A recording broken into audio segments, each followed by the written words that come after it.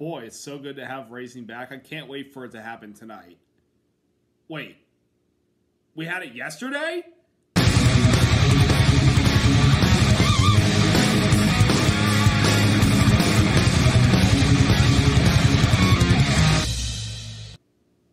Hey there, race fans. It's Race Day Top 5 with me, Frank 5.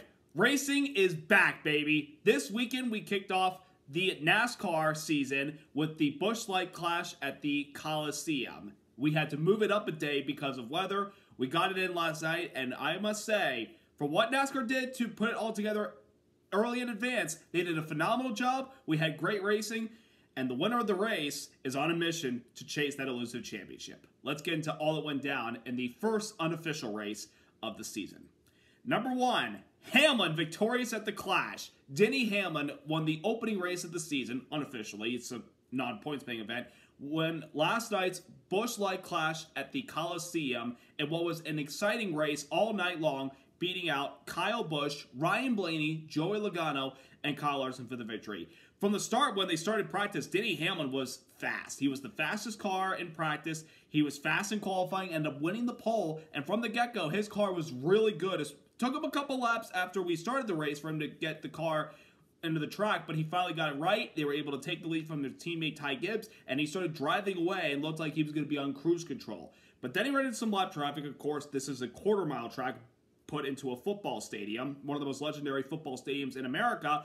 And once he did, he lost the lead to Joey Logano and Ty Gibbs, and then kept getting kicked back because he got pushed up to the high side by some guys wanting to get by him because his car was just unbelievably not into the racetrack. It wasn't handling well. The tires were starting to wear out on him, and he kept getting kicked back all the way to 6th. He was fortunate enough to stay within the top 10 by the end of the first segment. If he got kicked back a little further, I thought his chances to be a contender for the win were officially over.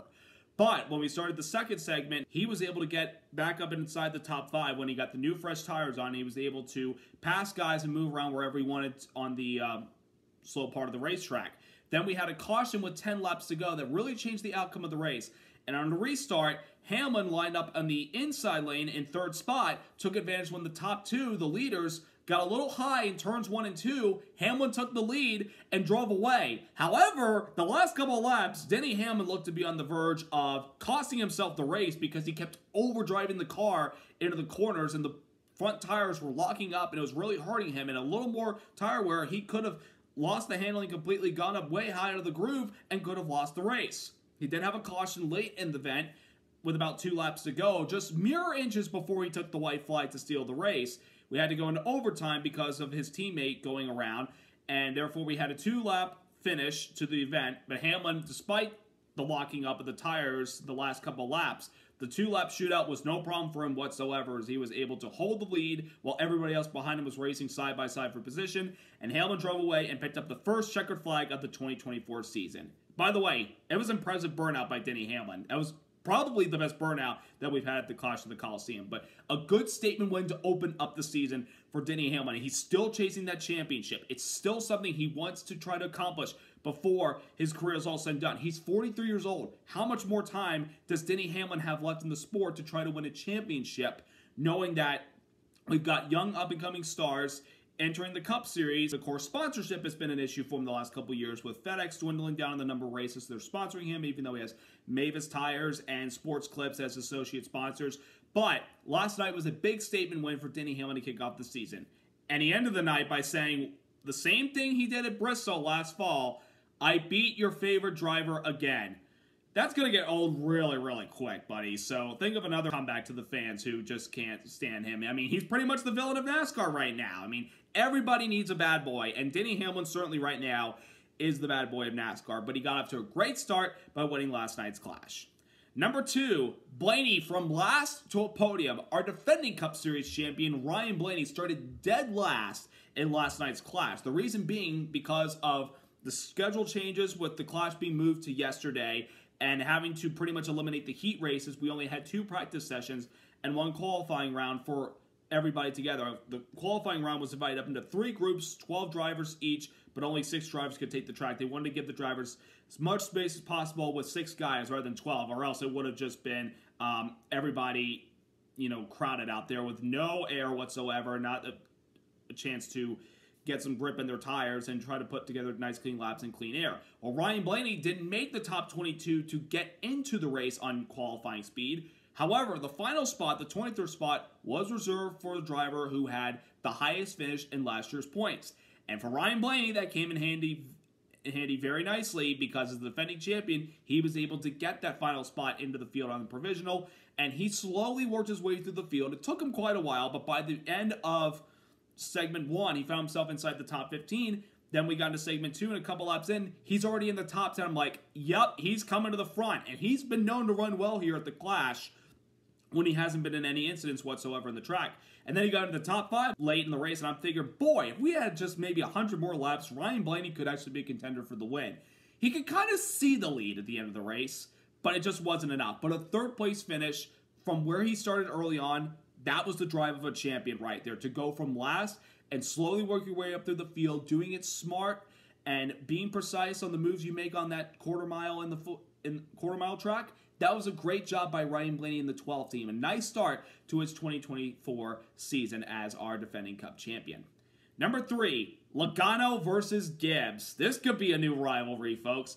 Last night, two of the storylines early in the race, aside from Denny Hamlin being so dominant, was Joey Logano and Ty Gibbs really putting on a show. Particularly at the end of segment 1, we had a couple cautions that set up a few restarts, and those guys were battling it out. On a restart that Ty Gibbs was the leader, he took off, but Logano got a better launch and got past him at the start-finish line and had a better arc in turns 1 and 2 and was able to get the lead coming off of turn 2 and held the lead for the rest of the segment. And then the race stopped, we resumed, and then Ty Gibbs was able to get the better of Logano on a restart.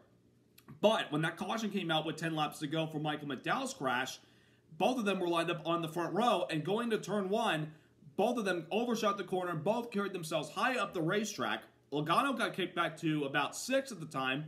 Ty Gibbs ended up losing the lead just about half a lap later to his teammate Denny Hamlin.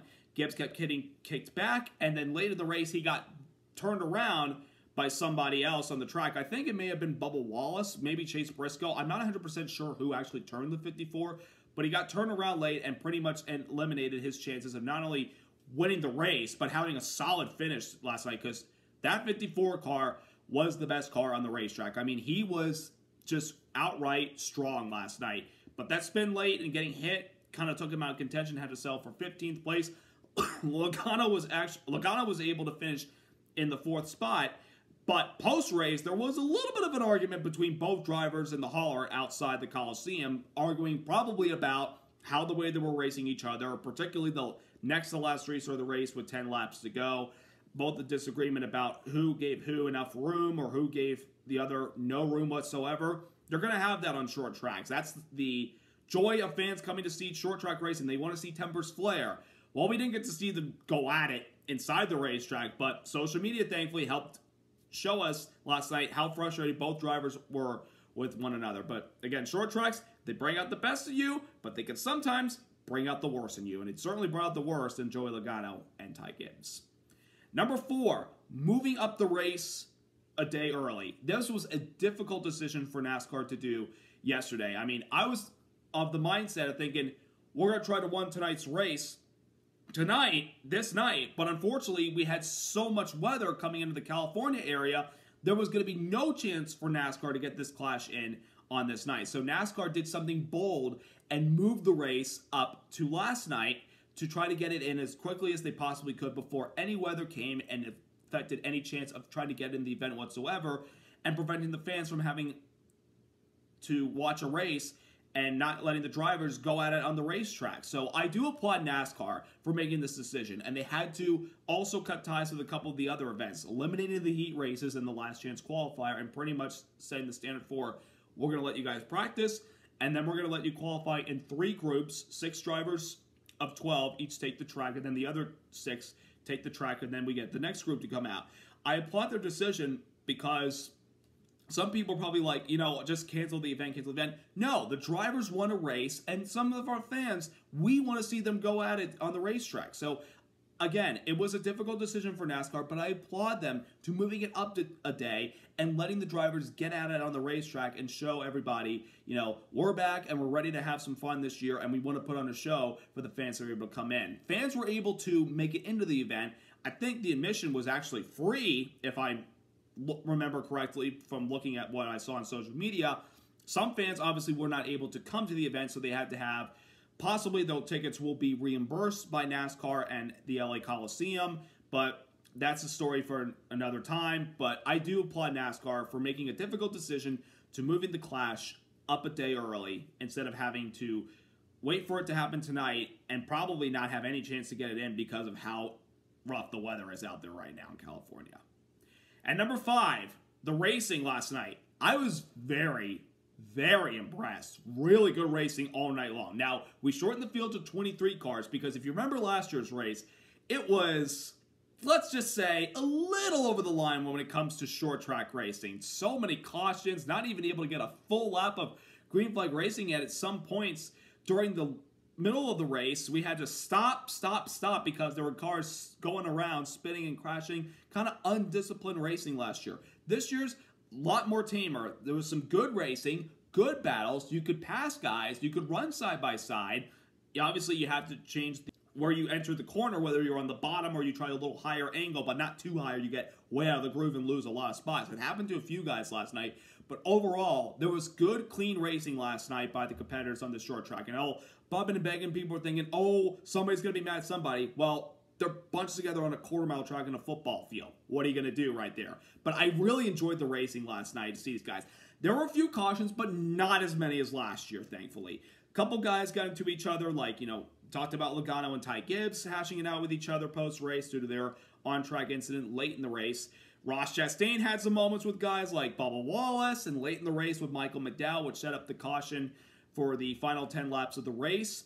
And even Ricky Stenhouse Jr. got out of his car during the mid-race segment and talked to John Hunter Nemechek about something that he was not pleased with him on the racetrack, which is a no-no according to NASCAR. So Stenhouse might face a fine for that. No point reduction because, again, a non-points event. But there are some guys getting a little temperamental out there. But for the most part, some good racing last night. And I hope the fans watching at home and the fans that were able to attend the race at the Coliseum thoroughly got a good showing out of it. I really enjoyed it a lot. It was some good racing. And I'd also like to applaud Fox for, having all production and the settings ready to go a day early because of the change of the date of the Clash of the Coliseum. I really enjoyed the broadcast. Chris Myers, Michael Waltrip on the pre-race show, Jamie Little and Regan Smith inside the track and outside the track in the grandstands, giving us the big storylines and talking about tires between guys in qualifying wanting to go for fresh tires and others trying to run the worn out tires, a little bit of tire wear. And the broadcast booth certainly was a lot of fun to listen to. Mike Joy, the veteran that he is, Clint Boyer with his humor and providing a good amount of knowledge and kind of toning down the silliness a little bit. And the new addition, Calvin Harvick, I really enjoyed what he had to say. He sounded like he really knows what he's talking about with these cars and really enjoyed the racing last night from a different perspective, being in a broadcast booth instead of being behind the wheel of the cars that he's been driving the last couple of years. It definitely seemed like he had a lot of fun watching the race, and I just can't wait to see how these guys do going forward for the rest of this NASCAR and Fox season. But a good race event last night in general. And possibly the last time that we run the Clash at the Coliseum, because rumor has it we may be thinking about relocating this race to another event in the starting next year, or possibly maybe moving it to Mexico City or somewhere else. Again, I don't know if this is true. I don't know if it's going to happen. It's up to Ben Kennedy and NASCAR to make a decision about what they want to do with the Clash going forward. But if this was the last Clash at the Coliseum, I say good job. Great racing last night, and I thoroughly enjoyed it all night long. Now that the first unofficial race of the season is in the books, it's time to get ready for the main event. The Daytona 500 is 2 weeks from today, and I cannot wait to get the season started. But first, we have the other racing festivities to happen early in the week before we get ready for the new season. We've got qualifying on Valentine's Day, Wednesday night. We will lock up the front row for the Daytona 500, and we will also lock in 2 cars that do not have a charter into the Great American Race. Then Thursday, we will have the dual races that will set the starting lineup officially for the Daytona 500 and find out which 2 drivers of the open teams that did not lock in on qualifying speed will race their way into the 500. And Friday night, we got the Truck Series going at it at the High Banks of Daytona. And then we see the Xfinity Series on Saturday where names will be made. And then Sunday, the boys are back in town at Daytona for the Daytona 500. And I can't wait, folks. So I hope everybody has a good week this upcoming week. Enjoy the Super Bowl next week. If you're a Chiefs fan, a 49ers fan, enjoy the game. I'll be watching it. I'm looking forward to it. But I'm very much looking forward to Daytona Speed Weeks and the Daytona 500. Just about a week and a half away from kicking off. So I hope everybody enjoyed the clash last night. Subscribe, like, and congrats again to Denny Hamlin and the 11 team on winning the clash at the Coliseum. Have a great night, everybody. Let's go racing!